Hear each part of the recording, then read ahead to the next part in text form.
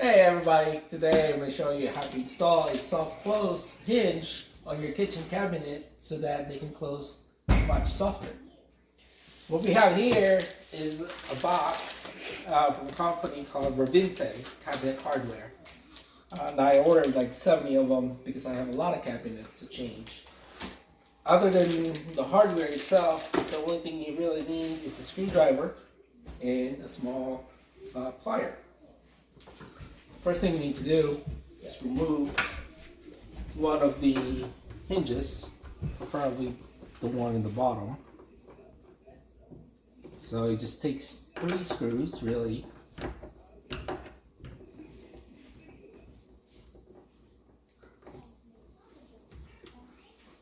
And there's one right here.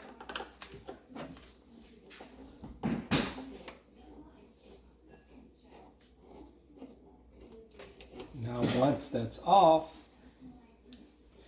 what you're going to need now, put this on the side, open your soft close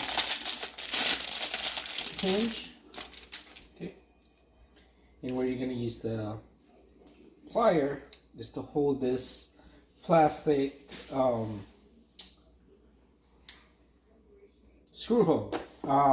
Because in our cabinet we already have one in there, so we don't need this anymore.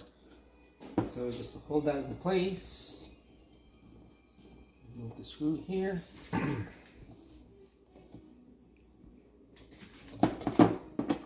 Smooth.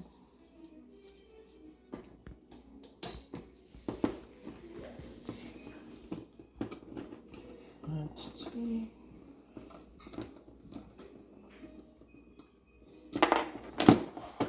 Now once that's off, I'm going to use the same screw that from the original hinge.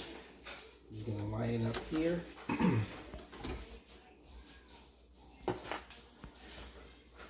Put this one back in the hole. Find that hole. Tighten the screw.